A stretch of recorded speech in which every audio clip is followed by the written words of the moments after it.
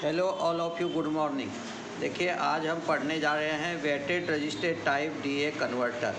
क्या कहता है इसमें? It has one input register for each bit. जितने बीट का बनाएंगे उसके लिए हमें एक रजिस्टर की ज़रूरत पड़ेगी। बिगनिंग विथ एलएसबी, जो रजिस्टर है उसका वैल्यू हम एलएसबी से यानी लिस्ट सिग्निफिकेंट बीट से स्टार्ट करेंगे। Each following register value is half of the preceding register that is.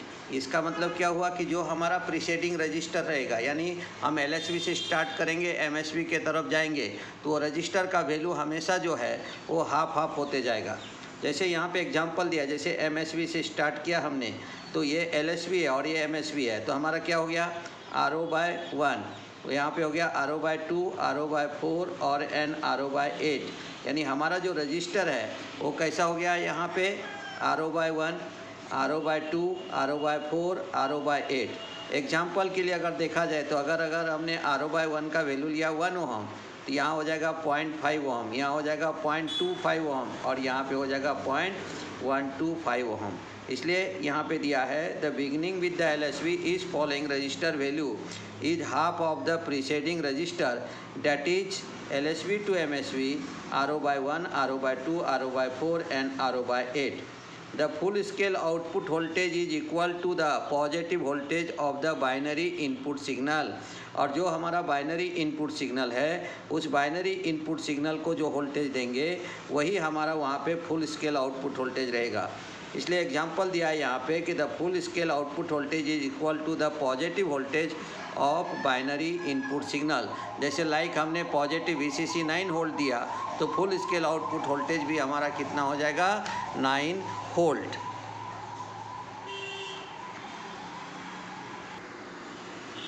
देखिए, जैसे यहाँ पे दिया है the change in the output voltage due to change in the LSB is equal to the V/2n-1।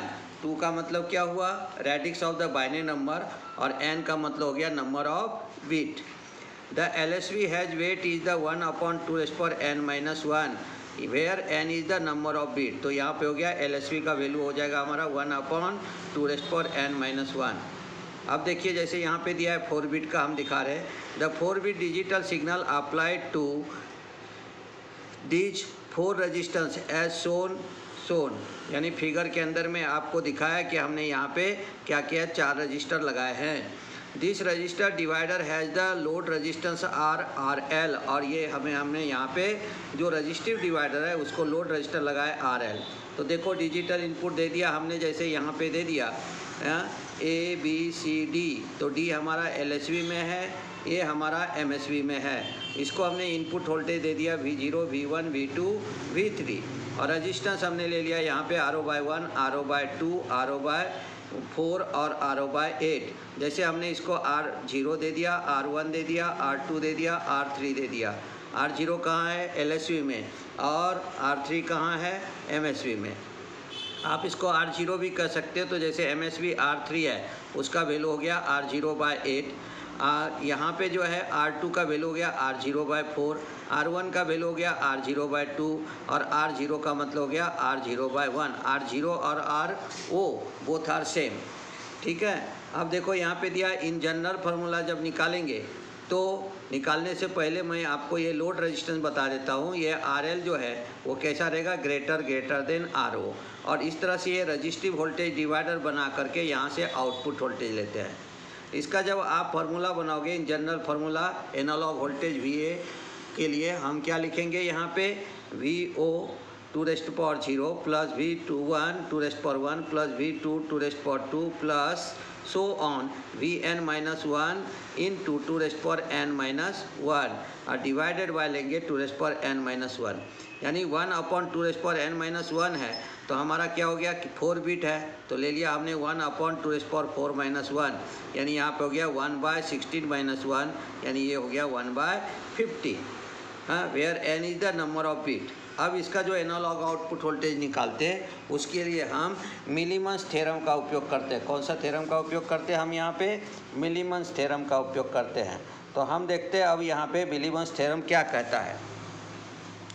क्या कहता है, the analogue output voltage can be found out by using the Millman's theorem. अब मिलीमन्स थ्योरम क्या कहता है? It state that the output voltage appearing at any node, output voltage appearing at any node, कोई भी node के ऊपर, any node in the resistive divider network is the ratio of sum of current entering into each node. सभी node के में से जो current entering होगा वो सब हम लेंगे to the sum of conduction of each node, और उसी तरह से जितने भी नोड है उसके कंडक्शन को हम लेंगे। तो हमारा क्या हो गया? Millman's theorem state that output voltage appearing at any node, output voltage appearing at any node in a resistive divider network is ratio of sum of current entering into each node to the sum of conduction of each node. As per the Milliman's theorem, the wattage type circuit क्या रहेगा हमारा मिलीमन्स theorem के अंदर में? देखो मिलीमन्स theorem लेते हैं। Millman's theorem is weightage type circuit is the, ये हमने ले लिया करंट, यानी कैसा हो गया? V0 by R0 plus 2V1 upon R0 plus 4V2 upon R0 plus 8V3 upon R0, ये हो गया इंटरिंग करंट। अब उसको डिवाइडेड कर देंगे हम कंडक्शन से। कंडक्शन क्या रहता है हमारा? रजिस्टर का रेसिप्रोकल रहता है, इसलिए ले लिया 1 by R0 plus 2 by R0 plus 4 by R0 plus 8 by R0। अब इसको अगर हम सॉल्व करते तो हमारा output voltage V equal to क्या हो जाएगा? देखो ये R0 जितना है सब कैंसिल हो जाएगा, यहाँ हो जाएगा देखो 8 + 4 हो गया हमारा 12 + 2 14 + 1, तो हम लेंगे 1 by 15। यहाँ पे क्या होगा? R0 कैंसिल हो गया तो हम MSB to LSB जा रहे हैं। 8V3 + 4V2 + 2V1 + V0, तो ऐसे हम यहाँ पे ले लेंगे 8V + 4V + 2V + 1V। इस तरह से हमारा यहाँ पे फार्मूला बन जाएगा। जैसे हमने एक एग्जांपल दिया, let the binary word is V3 V2 V1 V0 is equal to 1 1 0 1, where logic 0 is equal to 0 volt, logic 1 is equal to यहाँ पे दिया है आपको 15 वोल्ट। तो हमने ले लिया V is equal to 1 by 15, 8V + 4V + 2V + 1V। कहाँ से लिया?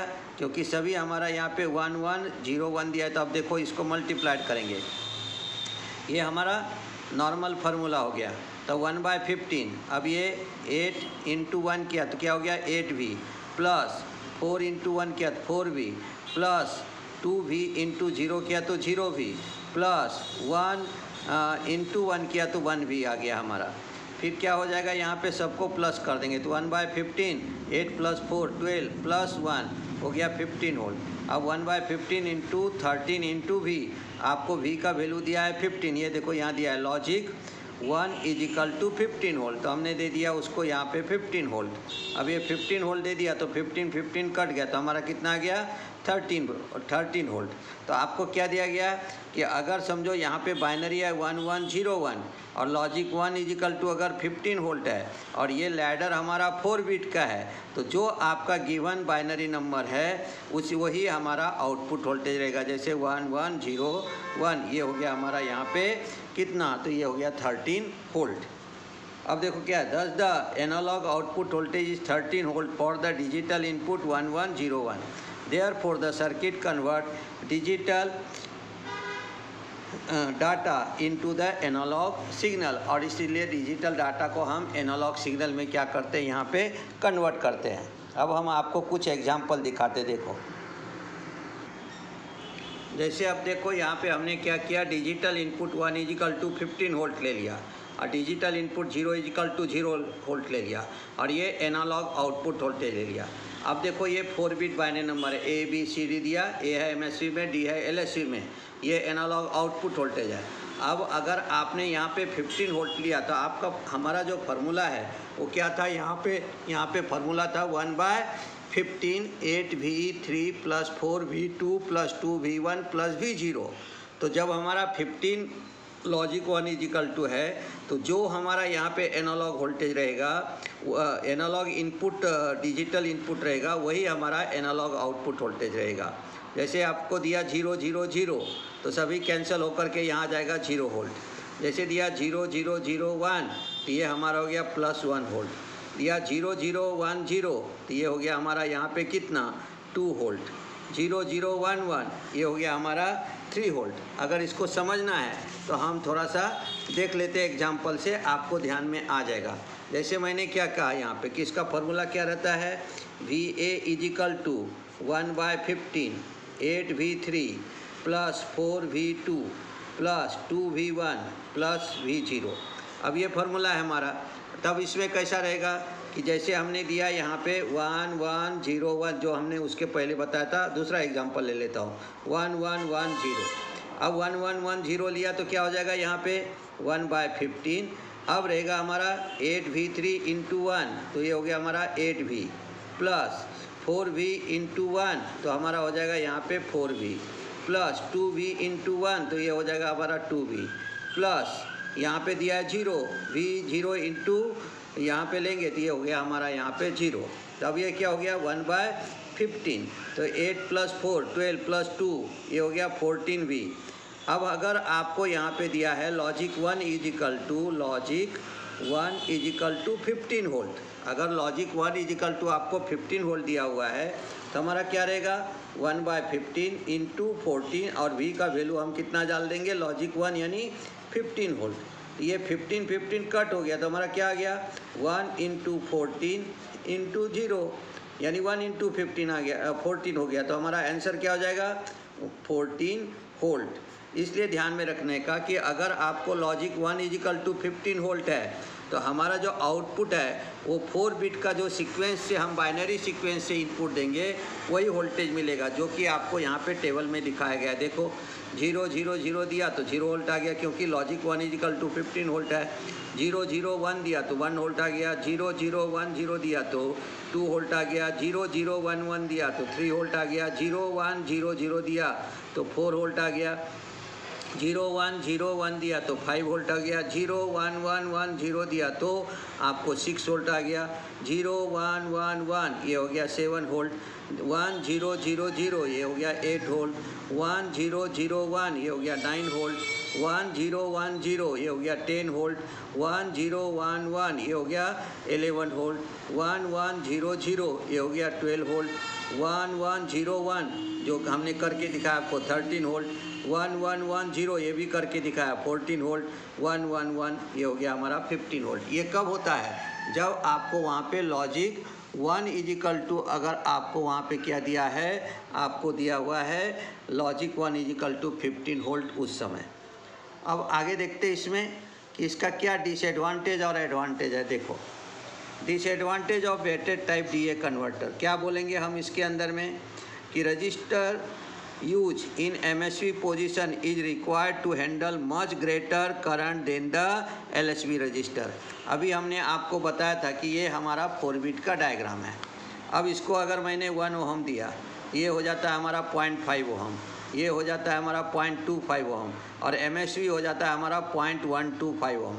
तो ज़्यादा से ज़्यादा करंट जो है वो कौन हैंडल करेगा, MSB रजिस्टर। जब आपका ज़्यादा करंट MSB रजिस्टर हैंडल कर रहा है तो उस समय हमें क्या करना पड़ेगा कि हमें ये देखना पड़ेगा कि इसके अंदर में जो है ज़्यादा से ज़्यादा करंट हैंडल MSB रजिस्टर को करना पड़ता है। इसलिए दिया है कि register use in MSB position required to handle much greater current than the LSB register.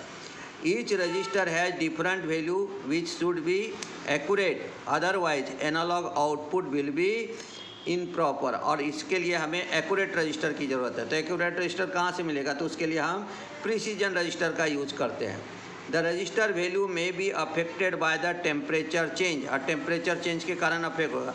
Due to this precision register are use.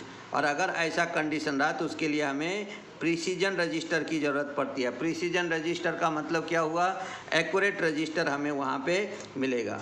The precision register are costly, और ये प्रिसीजन रजिस्टर आपका कॉस्टली रहता है। तो ये हमारा इसका क्या रहता है, डिसएडवांटेज। तो इस प्रकार से हम इसको यहाँ पे क्या करते हैं, वेटेज टाइप रजिस्टर देखते हैं। तो आपने केवल यहाँ तक देखना है ये क्वेश्चन, फिर हम अगले वीडियो में आपको हम अलग अलग प्रकार के प्रॉब्लम समझाएंगे।